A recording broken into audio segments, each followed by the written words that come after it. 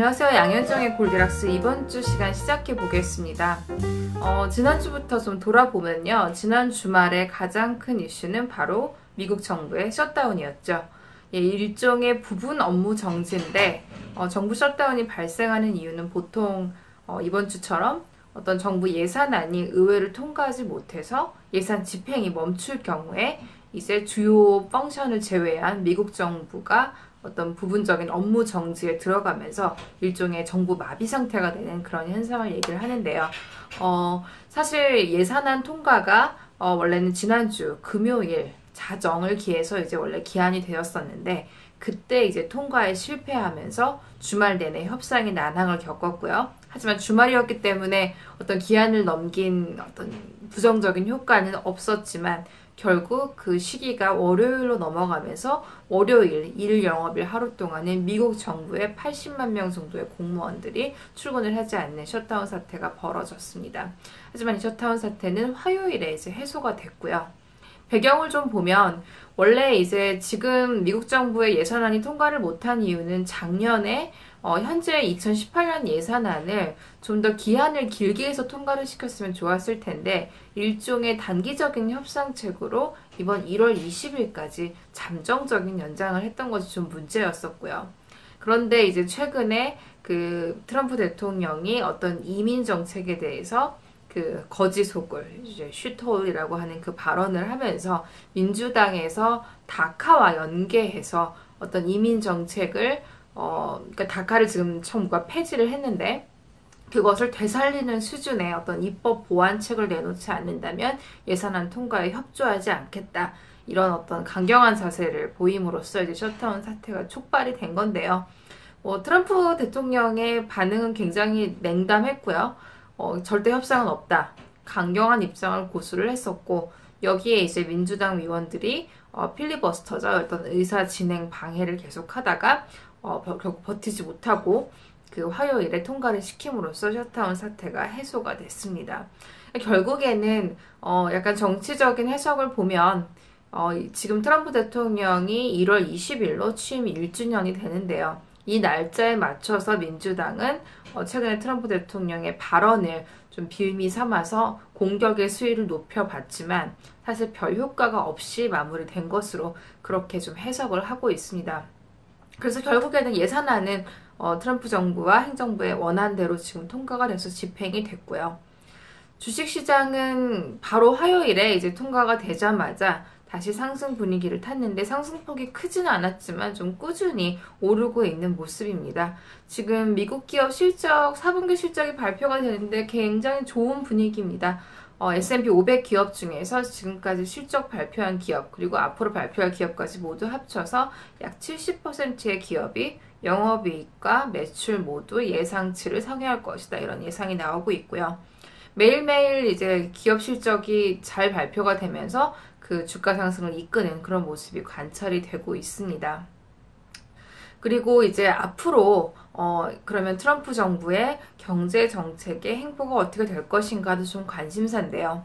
좀 큰 그림에서 보면 지금 말씀드린 것처럼 미국 경제가 굉장히 순항을 하고 있고요. 기업 실적은 계속 좋은 상태고 또 트럼프 정부의 이전 경제 정책, 작년 같은 경우에 하반기의 최대 목표는 바로 연내 감세안 통과와 법인세 인하였는데 약속대로 지금 시행이 됐죠. 그래서 법인세가 기존의 35%에서 21%로 줄었고요. 그래서 이 효과로 미국 기업의 실적이 올해 2~3% 높을 것이다. 또 GDP가 한 0.2에서 0.3% 정도 높아질 수 있는 요인이다. 이런 분석들이 이미 나왔습니다. 그래서 감세안과 또 법인세 인하 마무리한 트럼프 정부는 이제 정부 예산안까지 통과를 시켰는데 이 안에 또 어떤 재정 부양 정책들이 많이 들어있죠. 그래서 결국에는 지금 11월에 상원 선거가 굉장히 중요한 트럼프 행정부로서는 어떤 큰 행사인데요. 어떻게 보면 임기의 첫 정치적인 시험대일 것이고요. 또 이 선거 승리를 한다면 또 재선 가능성까지도 높아질 것이기 때문에 올해 내내 트럼프 정부의 경제정책의 핵심은 선거를 노린 경기 띄우기, 경기 부양책이 될 것으로 보입니다. 그래서 앞서 말씀드린 감세안과 법인세 감면으로 이미 한 획을 그었고요. 이번에 통과된 예산안, 그것이 또 한 번의 어떤 기회가 될 것이고 이 다음은 지금 얘기가 나오는 것이 바로 미국의 인프라스트럭처, 사회 기반 시설 투자입니다. 구체적인 안은 1월 30일에 발표될 걸로 언론들이 많이 얘기를 하는데요. 핵심 내용은 트럼프 대통령이 대통령 선거 시절부터 얘기했었던 공약이었죠. 미국의 공항이나 항만, 도로 이런 시설이 너무 낙후됐기 때문에 재정 부양을 통해서 이 인프라스트럭처를 재건하는 그런 프로젝트를 실행을 하겠다라고 얘기를 했고요. 이번 주 들어서 이제 이런 계획이 조금씩 발표가 되는데 주요 내용을 보면 한 규모는 1.7조 달러 수준이 될 것이다 라고 얘기를 하면서 지금 감세나 법인세 감면으로 이제 기업들의 실적이 늘어난 일부분을 이 인프라 투자에 좀 자금을 돌릴 것이고 또 별도로 연방 예산을 의회에 제출할 수도 있다. 이제 이런 얘기가 나오고 있습니다. 결국 앞으로 1년 동안 이 국내적으로는 인프라 투자에 대한 어떤 그 추진에 박차를 가할 걸로 지금 예상을 하고 있고요. 국내 경제 정책의 핵심이 인프라 투자라면 국외는 바로 보호무역이 될 것 같습니다. 이 뉴스는 한국에서도 이번 주에 비중 있게 다뤄졌는데요. 바로 한국산 세탁기랑 태양광 관련 제품에 대해서 수입 제한 조치를 취하겠다 이런 얘기가 있었죠. 그래서 화요일에 발표가 됐었는데 그날 이제 미국 기업들 중에서 그거에 좀 수혜를 받는 종목들, 뭐 예를 들면 세탁기 업체 중에 이제 월풀이나 아니면 태양광 업체 중에 퍼스트 솔라 같은 그 종목들은 이제 그 뉴스가 발표되자마자 각각 한 3%, 7%씩 하루 만에 좀 급등하는 모습을 보이기도 했습니다. 그래서 이 보호무역 같은 경우에는요, 제가 보기에는 사실 이런 조치가 실질적으로 경제적 이득을 얼마나 주는가를 면밀히 검토해서 실행한다기보다는 이건 역시도 트럼프 정부의 큰 어떤 선거를 위한 경기 띄우기, 공약, 이런 측면에서 이해를 해야 될 것 같고요.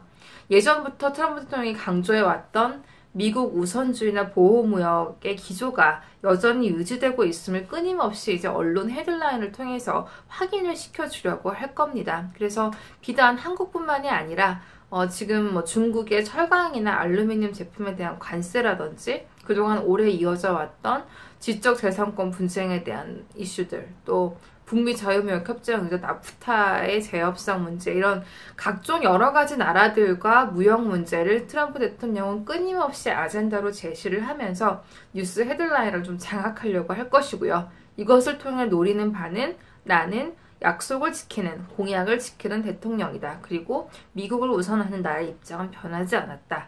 이것을 좀 계속해서 얘기를 하려는 그런 의도가 있는 거라고 봅니다. 그래서 전체적으로 지금도 경제지표는 계속 좋게 발표가 되고 있고요. 또 기업 실적도 예상을 상회하는 수준으로 계속해서 나오고 있습니다.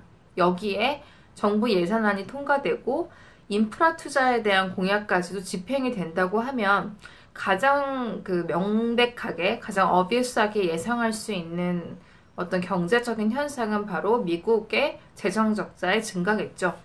감세를 했고 법인세를 인하해서 세수가 부족할 텐데 여기에 재정 부양까지 한다. 1조 달러가 넘는 인프라 투자를 하겠다. 아직 그리고 그 예산을 집행할 방안은 구체적으로 나오진 않았고요. 사실 지금 재정 부양책이 필요한가에 대해서는 경제학자들 의견은 좀 부정적인데요. 트럼프식 뉴딜 정책이라고 얘기를 하지만 사실 뉴딜 정책은 예전에 루즈벨트 대통령이 대공황 이후에 경기가 침체가 됐을 때 불가피하게 정부가 돈을 풀어서 어떤 인프라 투자를 통해서 고용과 또 소비를 진작시키는 효과가 있었지만 사실 지금처럼 미국 경기가 아주 좋은 상태, GDP 성장률은 3%, 실업률은 4% 이하로 갈 거고 여기에 임금 인상과 물가 인상까지 지금 관찰되는 상태에서 과연 여기에 추가적으로 재정 부양 정책이 경제적인 관점에서 필요한가? 이 질문에 대해서는 사실은 그렇다고 얘기하기가 조금 힘들죠. 하지만 11월 선거를 앞두고 또 정치적인 이유에 의해서 아마도 트럼프 대통령이 이것을 밀어붙이게 된다면 궁극적으로 재정 적자는 늘어날 수밖에 없을 것이고 또 금리의 인상 속도, 금리의 상승 속도도 더 탄력을 받을 것으로 생각이 됩니다. 그리고 또 뭐 달러화의 향방에 대한 얘기도 좀 있었는데요. 만약에 미국 금리가 올라간다면 강달러로 가는 게 맞겠죠. 워낙 지금까지 달러화 약세가 많이 진행이 되어 있지만 아직은 달러화의 향방을 가늠하기는 좀 어려워 보이는데요. 일단은 금리 인상을 전망할 수 있는 요소들은 많지만 아직 물가 인상이 완전히 가시화되지는 않았고요. 또 어떤 서비스 물가가 임금 인상이나 이런 것과 더불어서 올라갈 것은 확실하지만 공급 물가가 올라갈 것인가는 아직은 좀 지켜봐야 될 것 같습니다. 특히나 이런 물가는 좀 구조적인 측면도 있는데요. 이제 이번 주에 이슈가 됐던 것 중에 아마존의 인공지능 스토어죠. 이제 아마존고가 첫 오픈을 했었는데 이런 식으로 이제 이커머스를 넘어서서 유통 마진이 줄어드는 여러 가지 산업의 혁신이 일어나고 있기 때문에 궁극적으로 상품 물가는 구조적으로 장기적으로 하락할 수밖에 없습니다. 그래서 사실 이런 여러 가지 금리 인상의 우호적인 환경에도 불구하고 여전히 미국의 10년 장기 인플레이션 전망은 2%를 못 넘고 있습니다. 계속. 이런 구조적인 측면 때문인데요. 이런 것들이 가시화가 되어야 사실은 금리가 많이 오르고 또 금리 인상을 타고 달러화의 향방도 변할 수가 있을 것 같아요. 또 여전히 투자 심리가 좋기 때문에 한국 증시가 요즘에 좋죠. 그러니까 그만큼 이머징 마켓 신흥국으로의 자금 유출도 활발해서 트럼프 대통령이 강달러를 선호한다라고 얘기를 하지만 그 단기일 내에 달러와의 강세 반전은 약간 쉽지 않아 보입니다. 또 마지막으로 그 제롬 파웰 그 연준 이사의 청문회가 이번에 통과를 했는데요. 그래서 이제 곧 2월 달에 이제 임기를 시작하게 되는데 아마도 옐런 의장을 뒤를 이어서 이 파월 신임 의장도 점진적인 금리 인상을 추진할 걸로 예상을 하고 있습니다. 그래서 여러 가지로 봤을 때 금리 인상의 우호적인 환경이지만 아직 좀 더 지켜볼 여러 가지 요인이 있다. 이렇게 요약을 하겠습니다. 그럼 이번 주는 여기까지 하고요. 다음 주에 또 찾아뵙겠습니다. 양현정이었습니다.